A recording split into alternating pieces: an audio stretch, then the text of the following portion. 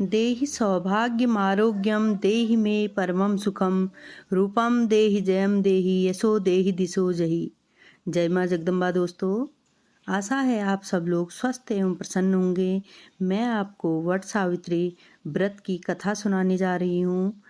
माँ सावित्री हम सबको अखंड सौभाग्यवती का आशीर्वाद दें। हर साल ज्येष्ठ महीने की अमावस्या तिथि को वट सावित्री व्रत पड़ता है। ये व्रत सुहागिन महिलाओं के साथ साथ कुंवारी कन्याएं भी करती हैं। विवाहित महिलाएं इस व्रत को अपने पति की लंबी उम्र और खुशहाल जीवन की कामना से रखती हैं, तो कुंवारी लड़कियां अच्छे वर की प्राप्ति के लिए वट सावित्री पूजा करती हैं। इस साल यह व्रत 19 मई को रखा जाएगा। आइए इस व्रत की कथा का श्रवण करें। पौराणिक कथा के अनुसार भद्र देश के राजा अश्वपति की कोई संतान नहीं थी। उन्होंने संतान की प्राप्ति के लिए मंत्रोच्चारण के साथ प्रतिदिन 1,00,000 आहुतियाँ दी। ये काम 18 वर्षों तक जारी रहा। इसके बाद सावित्री देवी प्रकट हुईं और उन्होंने वर दिया कि राजन, तुझे एक तेजस्वी कन्या पैदा होगी। राजा को सावित्री देवी की कृपा से एक पुत्री की प्राप्ति हुई, जिसका नाम सावित्री रखा गया।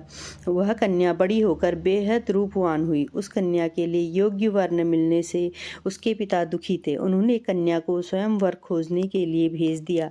सावित्री तपोवन में भटकने लगी। वहां साल्व देश के राजा ध्युमतसेन रहते थे, जिनका राज्य किसी ने छीन लिया था। उन्हीं के पुत्र सत्यवान का सावित्री ने पति के रूप में वरण किया।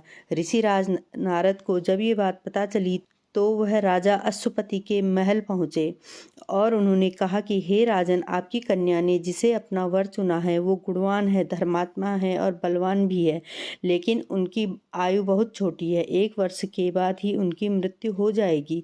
ऋषिराज नारद की बात सुनकर राजा अश्वपति चिंता में डूब गए। सावित्री ने अपने पिता के दुखी होने का कारण पूछा तो उन्होंने कहा, पुत्री, तुमने जिस राजकुमार को अपने वर के रूप में चुना है वो अल्पायु है, अतः तुम्हें किसी और को अपना जीवन साथी बनाना चाहिए। पिता की बात सुनकर सावित्री ने कहा कि पिताजी, आर्य कन्याएं अपने पति का एक बार ही वरण करती हैं। सावित्री हठ करने लगीं और बोलीं कि मैं सत्यवान से ही विवाह करूंगी। जब सावित्री ने अपने पिता यानी राजा अश्वपति की बात नहीं मानी तो उन्हें अपनी पुत्री सावित्री का विवाह सत्यवान से करना पड़ा। सावित्री अपने ससुराल पहुंचते ही सास ससुर की सेवा में लग गई। समय बीतता चला गया। सत्यवान की मृत्यु का दिन जैसे जैसे करीब आने लगा, सावित्री अधीर होने लगी। उन्होंने 3 दिन पहले से ही उपवास शुरू कर दिया। नारद मुनि द्वारा कथित निश्चित तिथि पर उन्होंने पितरों का पूजन किया। हर दिन की तरह सत्यवान उस दिन भी लकड़ी काटने जंगल गए। साथ में सावित्री भी गई। लकड़ी काटने के लिए सत्यवान जैसे ही एक पेड़ पर चढ़े, उन्हें अचानक से सिर में तेज दर्द होने लगा। दर्द से व्याकुल सत्यवान पेड़ से नीचे उतर आए। सावित्री ये देखकर परेशान हो गई। सत्यवान के सिर को अपनी गोद में रखकर सावित्री सत्यवान का सिर सहलाने लगी। तभी वहां यमराज पहुंचे। यमराज अपने साथ सत्यवान को ले जाने लगे। सावित्री भी यमराज के पीछे पीछे चल पड़ी। यमराज ने सावित्री को समझाने की कोशिश की, लेकिन सावित्री नहीं मानी। सावित्री की निष्ठा देखकर यमराज ने सावित्री से कहा कि हे देवी, तुम धन्य हो, तुम मुझसे कोई वर मांगो। सावित्री ने कहा कि मेरे सास ससुर वनवासी और अंधे हैं, उन्हें दिव्य ज्योति प्रदान करें।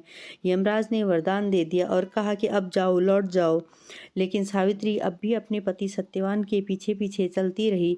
यमराज ने कहा कि देवी, तुम वापस जाओ। सावित्री ने कहा, भगवान, पति के पीछे चलना मेरा कर्तव्य है। यह सुनकर उन्होंने फिर से उसे एक और वर मांगने के लिए कहा।